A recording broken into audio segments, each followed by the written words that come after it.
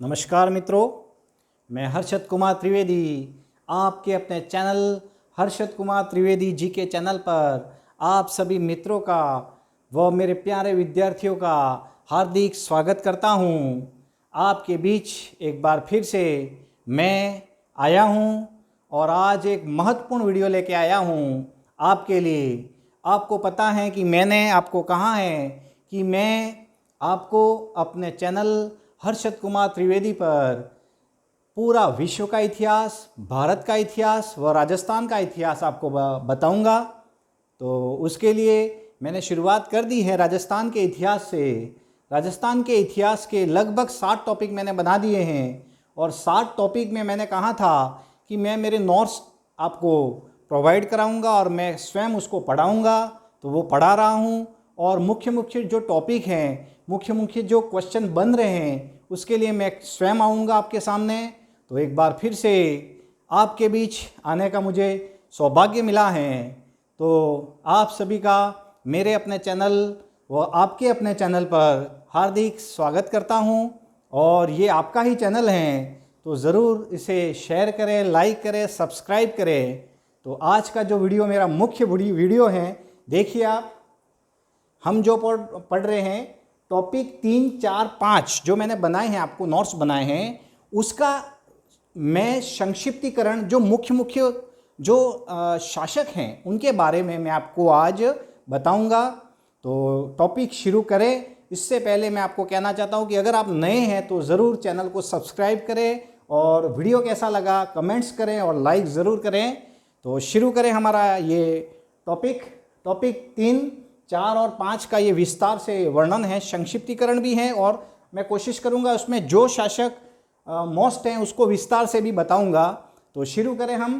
पहला अजमेर के चौहान, रणथंभौर के चौहान व जालौर के चौहान, जो मैंने तीसरा, चौथा और 5वां टॉपिक पढ़ाए हैं आपको, उसका मैं सार ला रहा हूँ यहाँ पर।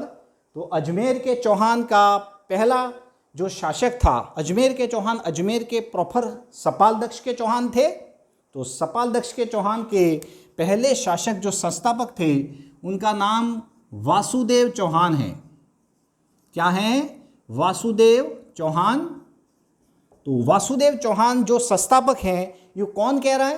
तो आपको पता है बिजोलिया शिलालेख जो भीलवाड़ा में है, उसमें कहा गया है कि अजमेर के चौहान वंश के यहाँ सपालदक्ष के चौहान वंश का संस्थापक कौन है? वासुदेव चौहान है। क्लियर? मैंने कहा था आपको।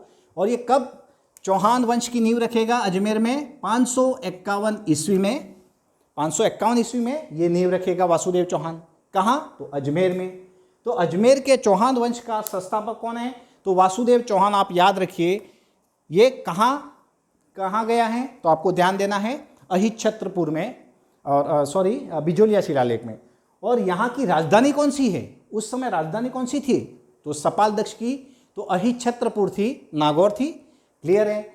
दूसरा शासक जो अजमेर का है, मुख्य में जो बताऊंगा आपको, तो दूसरा शासक आपको ध्यान रखना है, वासुदेव चौहान के बाद में हम दूसरा शासक देखें तो विग्रहराज द्वितीय। मोस्ट शासक कौन सा है? विग्रहराज द्वितीय। इसका नाम सुना होगा आपने। विग्रहराज द्वितीय भी एक महान शासक था, उसने भी बहुत सारे युद्ध लड़े हैं। तो आपको ध्यान रखना है कि प्रारंभिक चौहान वंश में, अजमेर के चौहान वंश में प्रारंभिक जो चौहान वंश है उसका महान शासक है विग्रहराज द्वितीय। ये ध्यान रखना। इसने क्या किया है? इसने अजमेर में चौहान वंश को बढ़ाया है, साम्राज्य बढ़ाया है। तो स्टार्ट में इसलिए ये हम महान शासक कह सकते हैं। ये ध्यान रखना आप। अब इनके बारे में मुख्य बात ये भी देखें हम, तो मुख्य बात हम देखें कि इसने चालुक्य शासक, ध्यान रखना आप, एक चालुक्य शासक हैं। चालुक्य वंश कहाँ से थे? ये चालुक्य वंश आपको पता है, चालुक्य वंश थे गुजरात के। कहाँ के थे? गुजरात के। अब चालुक्य वंश में एक शासक को इसने हराया। किसने हराया? विग्रहराज द्वितीय ने। तो चालुक्य वंश के एक शासक को विग्रहराज द्वितीय ने हराया है। आपको ध्यान रखना है मूलराज प्रथम को हराया। किसको हराया? मूलराज प्रथम को हराया है। तो ये मुख्य बात है। विग्रहराज द्वितीय ने अपने साम्राज्य का विस्तार किया और चालुक्य वंश के किसको हराया? मूलराज मूलराज फर्स्ट है। याद रखना, आप बहुत बार क्वेश्चन आए हैं ये, तो ये पूछा गया है कि विग्रहराज द्वितीय ने चालुक्य वंश के किस शासक को हराया, तो उसमें ऑप्शन देते हैं मूलराज फर्स्ट और मूलराज सेकेंड। कंफ्यूज वहाँ होता है, तो मूलराज कौन है? फर्स्ट है, ये ध्यान रखना आप। अगला शासक जो बनेगा वो है पृथ्वीराज प्रथम। फर्स्ट कहाँ का हम पढ़ रहे हैं? अजमेर के चौहान पढ़ रहे हैं। देखो मैंने टॉपिक 3, 4, 5 पढ़ाए हैं, तो उसका मैं सार लेके आया हूँ। अजमेर, रणथंभौर और जालौर के चौहान, उसके मुख्य मुख्य जो शासक थे उन्होंने क्या किया, तो एक बार आपका रिवीजन हो जाएगा ये। तो पहला शासक वासुदेव चौहान, विग्रहराज द्वितीय के बाद में जो प्रमुख शासक है पृथ्वीराज फर्स्ट। इसने क्या किया है? इसने उपाधियाँ ली हैं। परम बट्टारक महाराजाधिराज की उपाधि ली है पृथ्वीराज फर्स्ट ने। ये मुख्य बात इनके बारे में यही है कि पृथ्वीराज फर्स्ट ने क्या किया है, एक तो उपाधियाँ ली हैं, बहुत सारी उपाधियाँ ली हैं, जिसमें परम बट्टारक महाराजाधिराज की उपाधि ली हैं। ये ध्यान रखना है, बस यही बात है उसके बारे में। और देखें हम तो नेक्स्ट चौथा शासक है अजयराज। अजयराज का नाम सुना होगा, अजमेर का महान शासक है ये। अजयराज का शासनकाल आपको याद रखना है, 1105 ईस्वी में ये गद्दी पर बैठेगा और 1133 ईस्वी तक रहेगा अजमेर का शासक। तो ये अजमेर के महान शासक है अजयराज। क्यों? कि अजयराज ने 1113 ईस्वी में अजमेर नगर की स्थापना की है। अजमेर नगर, वहाँ पर क्या हो रहा था, परमार वंश जो था वो बार बार आक्रमण कर रहा था अजमेर में।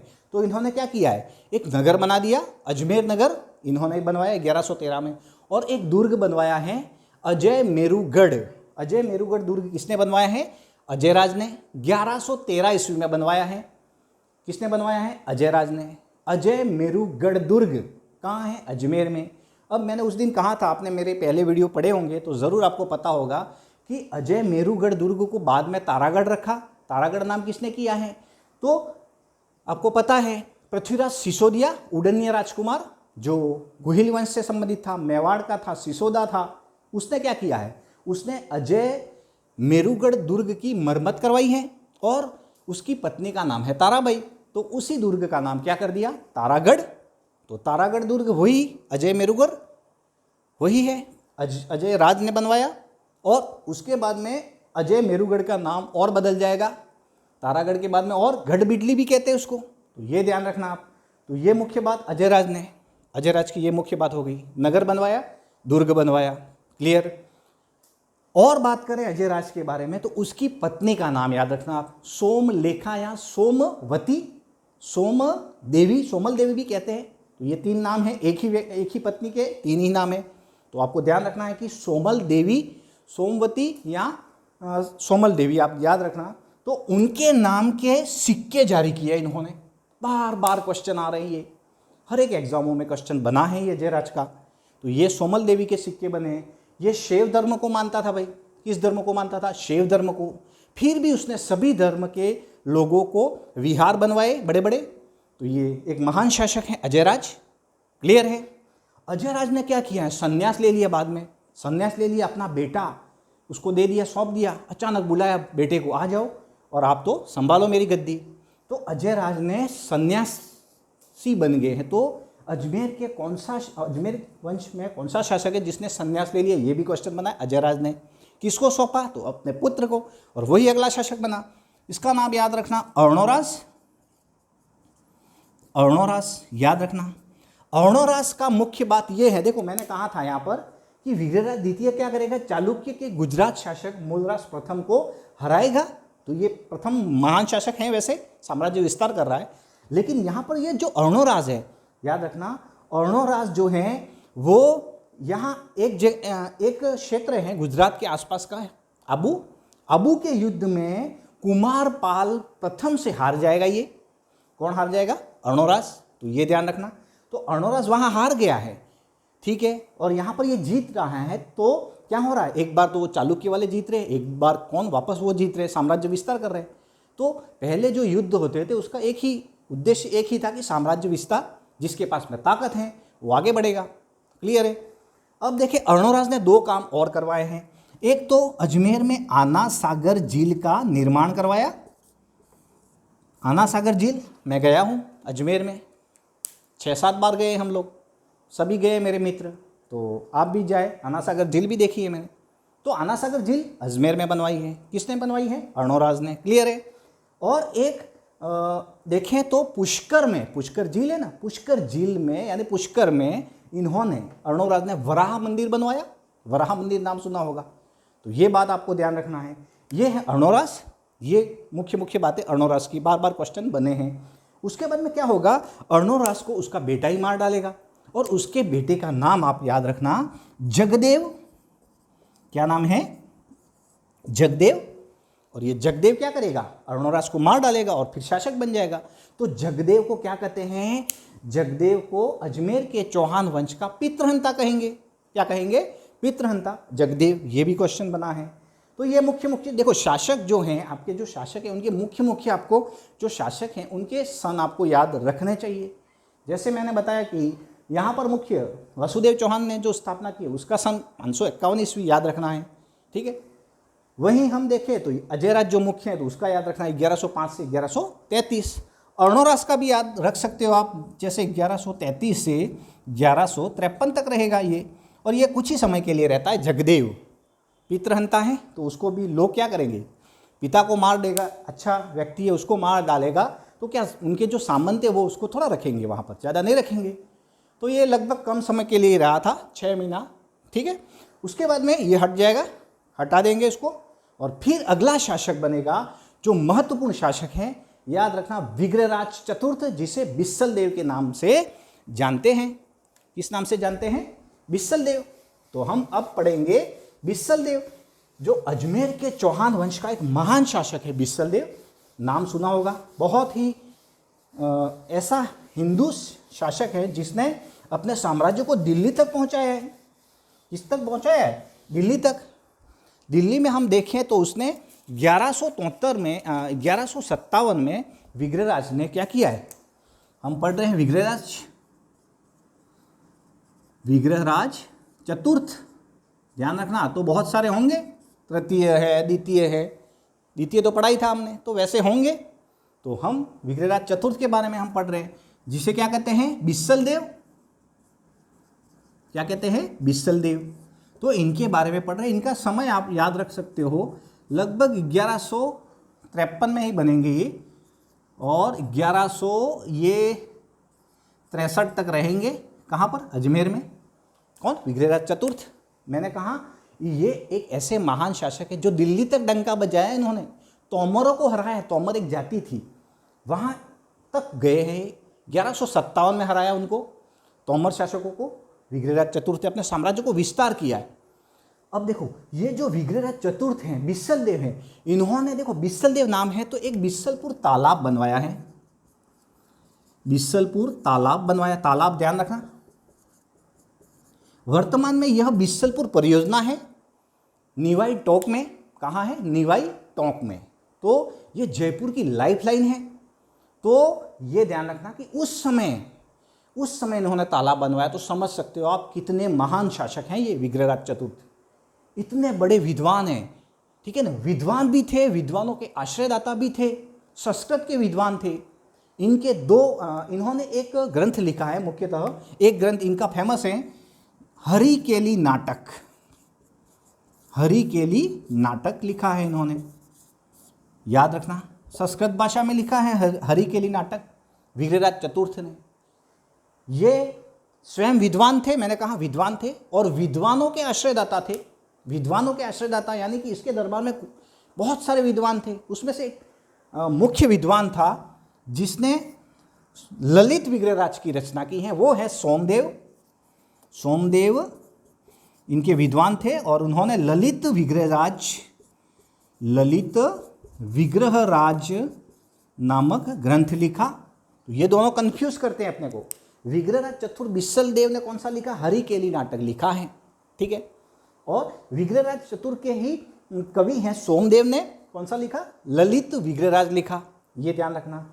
ये साहित्यकार है, इसीलिए इसको कवि बांधव के नाम से भी जानते हैं। ये सारे क्वेश्चन हर एक एग्जामों में बने हैं, इसीलिए मैं आपको यहाँ लाया हूँ ये सब चीज़ें। तो कवि बांधव, कवि बंधु कहते हैं, मैंने कहा आपको। दिल्ली तक डंका बजाया, बिस्सलपुर तालाब हैं, हरिकेली नाटक और ये इनके दरबारी कवि।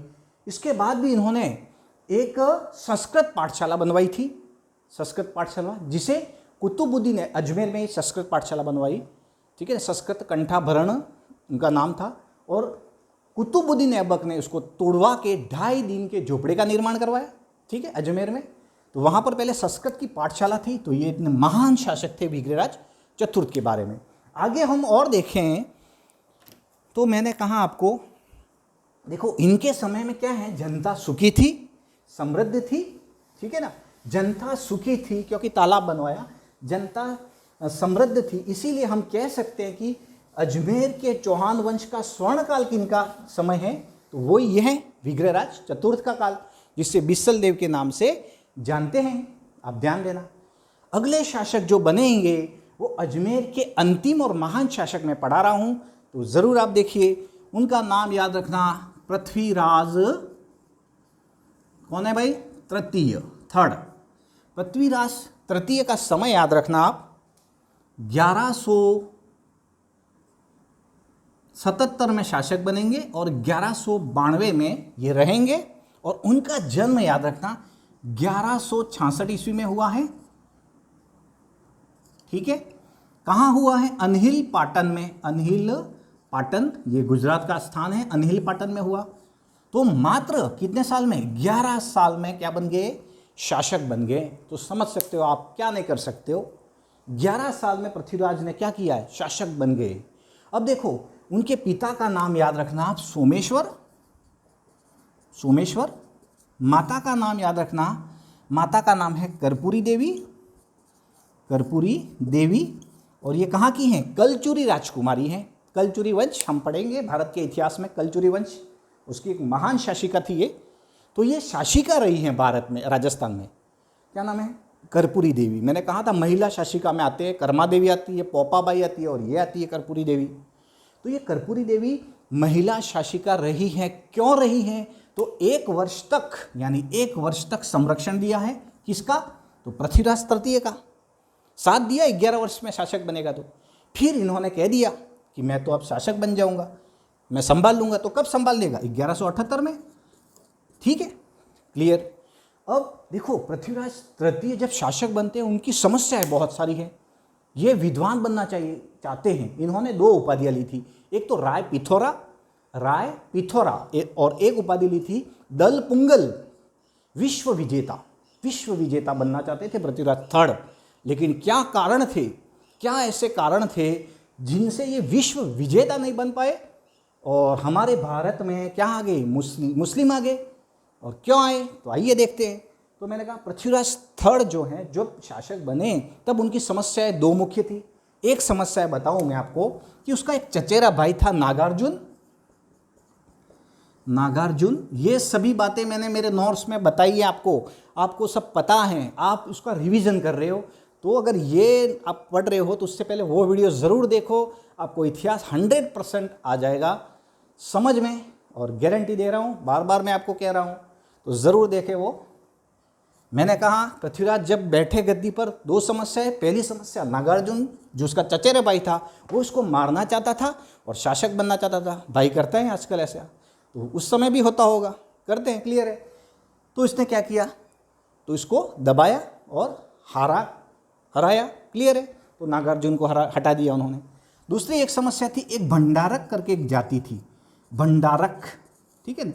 बार बार हिसार कहाँ है, हरियाणा में। वहाँ पर क्या कर रही थी, घुड़सवार लेके आती थी और इसके क्षेत्र पर बार बार उपद्रव मचा रही थी। कौन, भंडारक जाति। तो उसका भी विरोध किया उसने और सेना लेके वहाँ गए और वहाँ हराया।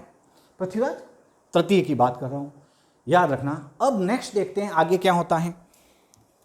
आगे हम देखें तो बहुत बड़ी बात होती है। तो पृथ्वीराज, मैंने कहा दल पुंगल की उपाधि ली है, विश्व विजेता बनना चाहते हैं, तो कुछ न कुछ करेंगे वो। क्या करेंगे, तो आइए देखते हैं क्या करेंगे वो। तो हम देखें, उनका क्षेत्र बहुत विस्तार था, उनका जो क्षेत्रफल था, उनका मतलब राज्य का जो क्षेत्रफल था, हम देखें राज्य उनके, तो ये तो हैं पूर्व, देखना ये हैं पश्चिम, ये उत्तर और ये हैं दक्षिण।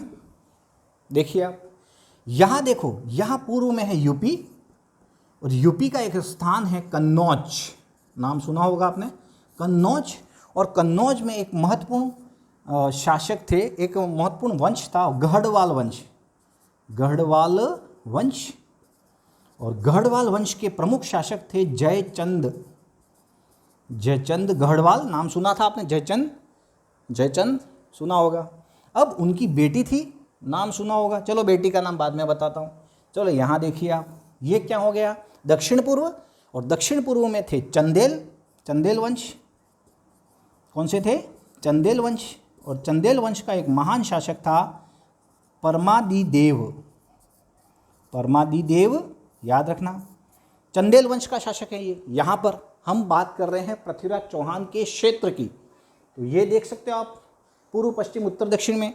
यहाँ देखो तो यहाँ चालुक्य थे, चालुक्य याद रखना, चालुक्य का भीम सेकंड शासक था, चालुक्य वंश याद रखना। कहाँ है, दक्षिण पश्चिम में, क्लियर, दक्षिण पश्चिम में कौन है, चालुक्य वंश में भीम सेकंड है, ये हो गया। अब यहाँ देखिए आप उत्तर पश्चिम में हम देखें तो यहाँ पर था गौर प्रदेश, और गौर प्रदेश में था भाई मोहम्मद गोरी, ये गौर प्रदेश में था, अफगानिस्तान में पड़ता है ये, अफगानिस्तान में। समझ में आ रही है बात आपको। हम क्या पढ़ रहे हैं, पृथ्वीराज तृतीय, पृथ्वीराज तृतीय का क्षेत्र हम पढ़ रहे हैं, क्षेत्र हम पढ़ रहे हैं। तो ये देख सकते हो आप पूर्व पश्चिम उत्तर दक्षिण। पूर्व में कौन है, तो पूर्व में कन्नौज में गढ़वाल वंश है और वहाँ का शासक कौन है, जयचंद गढ़वाल। उसी प्रकार दक्षिण पूर्व में चंदेल वंश है, एमपी में, ये मध्य प्रदेश में। और यहाँ पर कौन है, परमादिदेव, ये शासक है। पश्चिम दक्षिण पश्चिम में कौन है, तो चालुक्य शासक भीम सेकंड है। और अफगानिस्तान में गौर प्रदेश में मोहम्मद गोरी हैं। अब इससे तो कोई मतलब है ही नहीं अपना।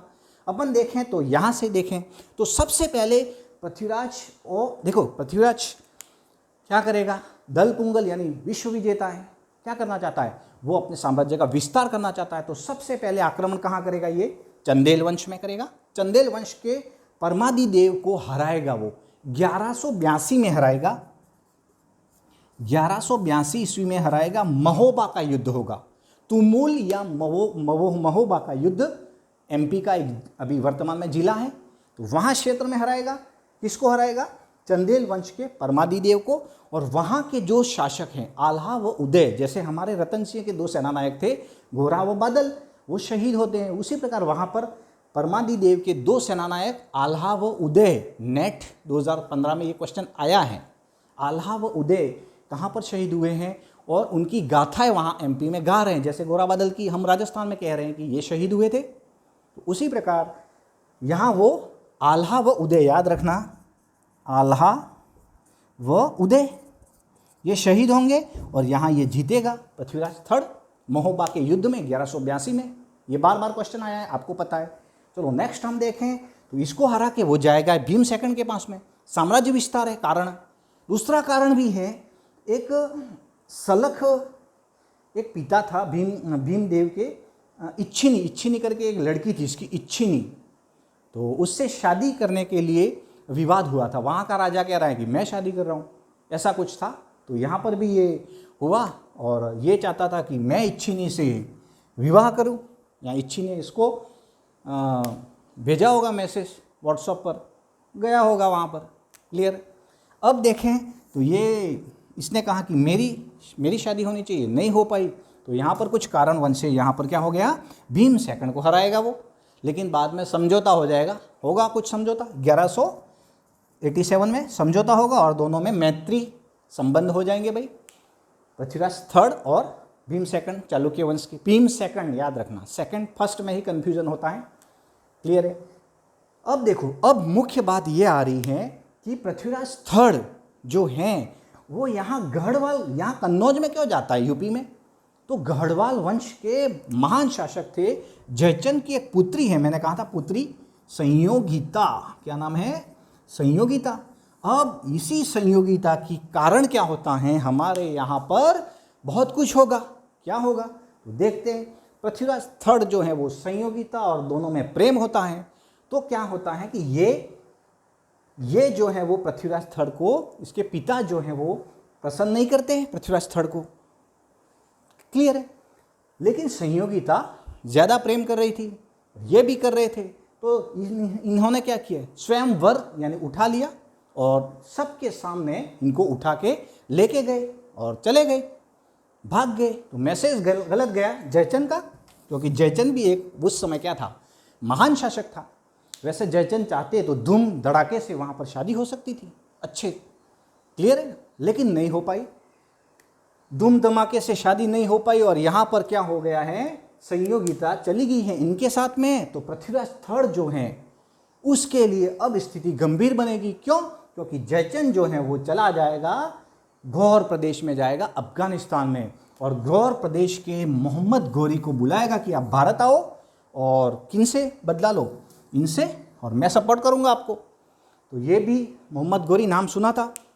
तो मोहम्मद गोरी क्या साम्राज्य विस्तार करना चाहता था अपना, और इस्लाम का प्रचार करना चाहता था। तो जिसके कारण वो आया यहाँ पर।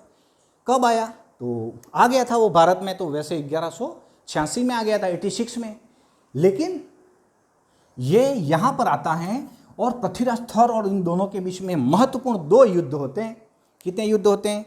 2 महत्वपूर्ण युद्ध होंगे, याद रखना। किस किस के बीच में? मैं कह रहा हूँ मोहम्मद घोरी व पृथ्वीराज तृतीय के बीच में 2 महत्वपूर्ण युद्ध होंगे, प्रसिद्ध युद्ध होंगे, जो हमारे पूरे भारत का इतिहास बदल लेंगे, पूरे भारत का इतिहास बदल लेंगे ये। और ये दोनों युद्ध आपको याद रखने हैं। पहला युद्ध है तराइन का प्रथम युद्ध, तराइन का प्रथम युद्ध फर्स्ट, और दूसरा युद्ध है तराइन का सेकंड युद्ध। किस किस के बीच में लड़ा जाएगा? ये 1191 में पहला, और दूसरा 1192 में होगा, याद रखना। किस किस के बीच में? तो पृथ्वीराज थर्ड वर्सेस किसके बीच में? पृथ्वीराज थर्ड वर्सेस गोरी। और जीतेगा कौन? पहले में जीतेगा पृथ्वीराज थर्ड, गोरी भाग जाएगा, इसका पीछा नहीं करता पृथ्वीराज थर्ड। तो ये एक कारण रहता, अगर वो पीछा करता और उसको मार डालता तो ये युद्ध होता ही नहीं, ठीक है। लेकिन ये तो शादी हो गई इनकी, 1 साल तक वहाँ बिजी थे वो, कौन? Prithviraj third, clear. तो संयोगिता, क्लियर है। अब देखो इस सेकंड युद्ध होगा, उसमें गौरी जीत जाएगा। अब गौरी जीत जाएगा, पृथ्वीराज थर्ड को मार डालेगा, क्लियर। यानी चौहान वंश जो मजबूत शासक था, जो दिल्ली पर अटैक कर सकता था, जो पूरे दिल्ली पर अपना अधिकार जमा सकता था, चौहान वंश, हम सब एक हो सकते थे। लेकिन पृथ्वीराज थर्ड ने, कारण आपको समझ में आ गया होगा। अब ये कारण था, तो यहाँ पर कौन आ गया? मोहम्मद गोरी आ गया, मुस्लिम वंश का शासक मोहम्मद गोरी आ गया, गौर प्रदेश से भारत में आ गया, जीत जाता है, और अपना एक दास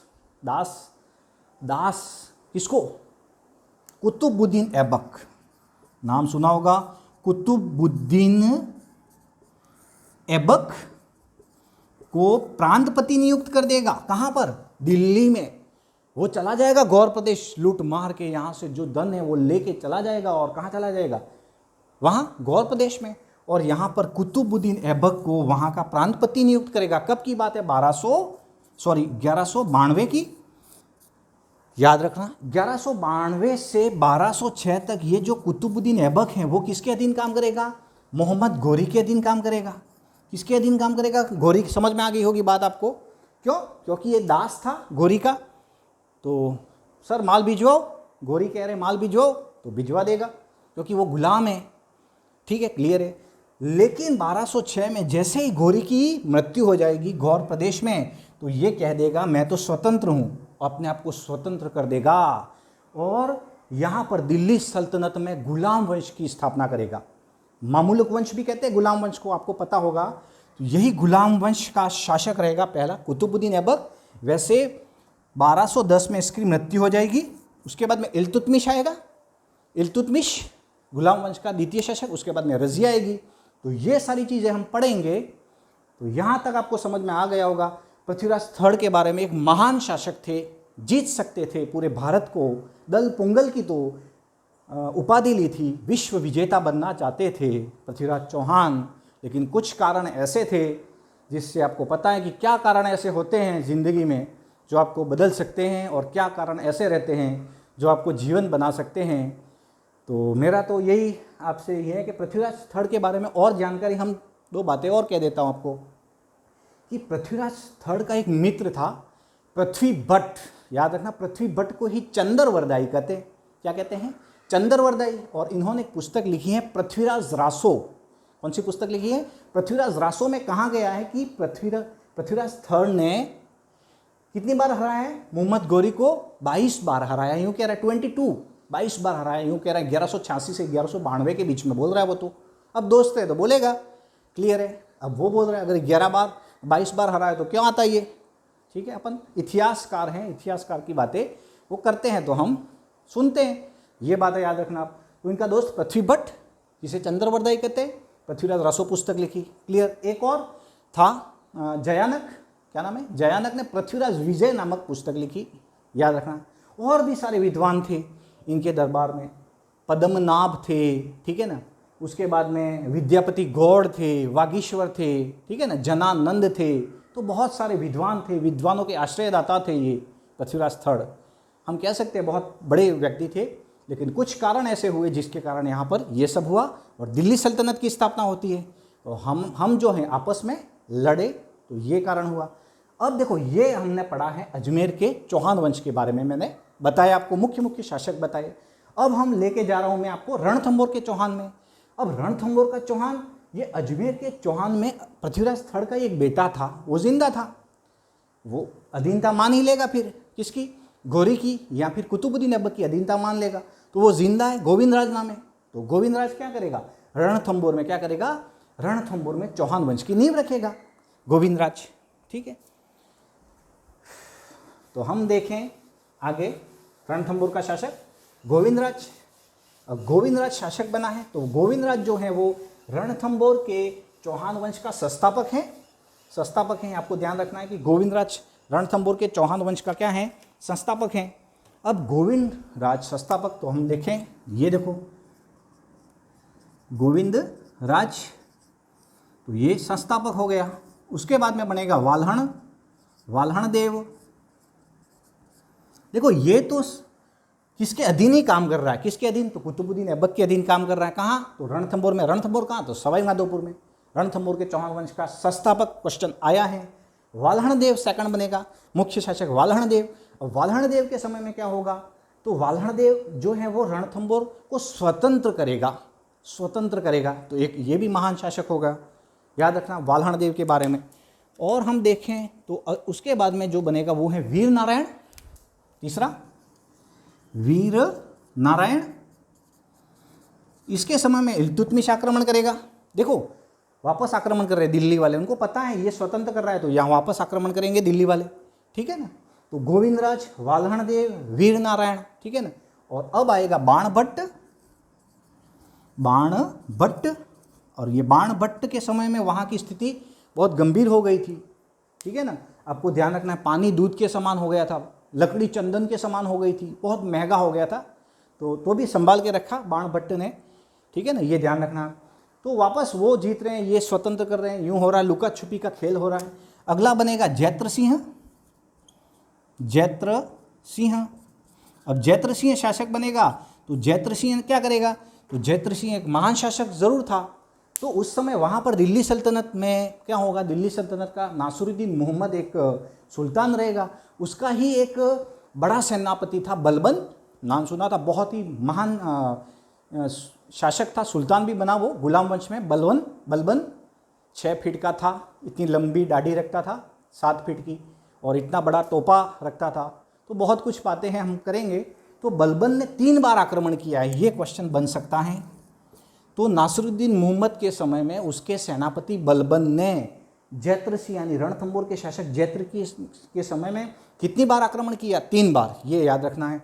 अब जैत्र सिंह का पुत्र था हम्मीरदेव चौहान, नाम सुना है आपने। हम्मीरदेव चौहान इतना महान शासक था, तो जैत्र सिंह को लगा कि मेरा बेटा महान है, तो उसके जिंदा रहते समय ही उसको कह दिया कि आप ही अगले शासक कौन बनोगे? आप, बहुत सारे बेटे होंगे, तो उसको कह दिया आप ही बनोगे। तो बन गया अगला हम्मीरदेव चौहान, वीरता के कारण। और इनकी वीरता को तो आप जानते ही हो। हमीरदेव चौहान के समय में रणथंभौर पर आक्रमण कौन करेगा? अलाउद्दीन खिलजी, राजस्थान का पहला साका होगा। ठीक है, ये पूरी बातें मैंने रणथंभौर मैंने कहाँ कही है? अलाउद्दीन द्वारा जीते गए राजस्थान के राजपूत राज्यों का क्रम, तो उसमें आप ज़रूर देखें तो ये पूरी बातें आपको समझ में आ जाएगी। और रणथंभौर पर अधिकार अलाउद्दीन का हो जाएगा। 1301 में 4 बार आक्रमण करेगा अलाउद्दीन, 4 बार अभियान होगा ना, ये सारी बातें मैंने वहाँ कही हैं। तो ये हो गए आपके रणथंभौर के चौहान। क्लियर? अब हम पढ़ेंगे जालौर के चौहान पढ़ेंगे। क्या पढ़ेंगे? जालौर के चौहान पढ़ेंगे। तो जालौर के चौहान में हम देखें तो जालौर का नाम जो है वो जाबालीपुर मिलता है भाई। कहाँ मिलता है? बिजोलिया शिलालेख में। बिजोलिया शिलालेख भीलवाड़ा में है। तो मैंने कहा था कि जालौर का नाम जो है वो जाबालीपुर मिलता है। क्लियर है? अब जालौर में मुख्यतः आपको ध्यान रखना है 3 वंशों का शासन रहा है। जालौर की बात करें तो सबसे पहले गुर्जर प्रतिहार वंश। कौन सा? गुर्जर प्रतिहार वंश। उसके बाद में आए थे परमार वंश। परमार वंश आए थे यहाँ पर, और बाद में आए थे यही चौहान। तो हम जो पढ़ रहे हैं वो जालौर के चौहान पढ़ रहे हैं। तो आपको ध्यान रखना है, क्रमशः ये क्रम याद रखना। क्वेश्चन बना है, जो क्वेश्चन बन रहे हैं वही लेके आया हूँ। चौहान वंश में संस्थापक याद रखना, पाली के नाडौल क्षेत्र का था ये कीर्तिपाल चौहान। याद रखना, कीर्तिपाल चौहान नाम है, संस्थापक है ये। और इसे कीतू के नाम से भी जानते हैं। किस नाम से? कीतू। और यही कीर्तिपाल चौहान परमार वंश के अंतिम शासक को हराएगा। परमार वंश के अंतिम शासक को हराएगा ये कीर्तिपाल चौहान। तो याद रखना ये मुख्य बात। और हम देखें तो मुख्य बात यही है, तो ये कीर्तिपाल चौहान नींव रखेगा। किसको हराएगा? तो परमार वंश के कुंतपाल परमार को हराएगा। याद रखना ये। तो कीर्तिपाल परमार के इस वंश में अगले मुख्य शासक आएंगे। आपको ध्यान रखना है, कीर्तिपाल चौहान के इस वंश में अगले शासक, जैसे मैंने आपको कहा कि जाबालीपुर नाम है, गुर्जर प्रतिहार वंश, परमार वंश, चौहान वंश। ठीक है ना? तो उसके बाद में हम देखें तो इसके वंशज में कौन आएंगे? एक तो समर सिंह आएगा, समर सिंह। ठीक है ना? चर्चिंग देव,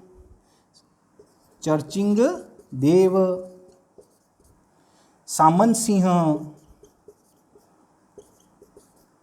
ये सभी शासक आएंगे। और अगले महत्वपूर्ण आएंगे कान्हड़ देव चौहान। कहाँ की बात हो रही है? तो जालौर के चौहान वंश की हम पढ़ रहे हैं। तो कीर्तिपाल चौहान जो जालौर में चौहान वंश की नींव रखेगा, परमार वंश के कुंतपाल को हरा के कीर्तिपाल कीतू क्या करेगा? तो जालौर में चौहान वंश की नींव रखेगा। उसके वंशज में और कौन आएंगे? समर सिंह, चर्चिंग देव, सामंत सिंह, कान्हड़ देव चौहान। अब ये कान्हड़ देव चौहान का समय 1311-12 में क्या होगा? इनके समय में अलाउद्दीन का आक्रमण होगा, जालौर को जीतेगा अलाउद्दीन, और जालौर का नाम जलालाबाद कर देगा। जलाल खां को वहाँ का अधिकारी नियुक्त करेगा। राय के भाव रात को ही चले गए। कहावत जालौर के दुर्ग से संबंधित है, और यही हमने पढ़ा था। आपको इसके बाद का जो वीडियो है वो कौन सा देखोगे? अलाउद्दीन द्वारा जीते गए राजस्थान के राजपूत राज्यों का क्रम। तो ये जालौर की इतिहास आपको समझ में आ जाएगा। रणथंभौर का आ गया आपको हमीरदेव चौहान के बारे में, और अजमेर के पृथ्वीराज चौहान थर्ड को हमने पढ़ लिया। तो ये मुख्य शासक हैं। तो आज हमने टॉपिक 3, 4, 5 का विस्तार से और संक्षिप्तीकरण भी किया। जो विस्तार मतलब करना है वो विस्तार से वर्णन किया, और जो बातें संक्षिप्त में करनी है वो आपको की हैं। तो इसमें से लगभग 500 क्वेश्चन बन रहे हैं, मैंने अभी बताया आपको। तो ध्यान रखना, अजमेर के चौहान, रणथंभौर के चौहान और जालौर के चौहान को हमने पढ़ लिया है। आगे फिर हम मिलेंगे। आप ऐसे ही हमसे जुड़ते रहिए, शेयर करते रहिए, लाइक ज़रूर करें। लाइक नहीं कर रहे हो वीडियो को, कैसा लगा कमेंट्स ज़रूर करें, और अधिक से अधिक इसको आप देखें तो समझ में ज़रूर आ जाएगा। इतिहास आपको मैं एक पेज पर ला रहा हूँ, आप ज़रूर देखें। ऐसे ही मिलते रहें। अगले वीडियो के लिए आप मिलें, तब तक के लिए जय हिंद, जय भारत।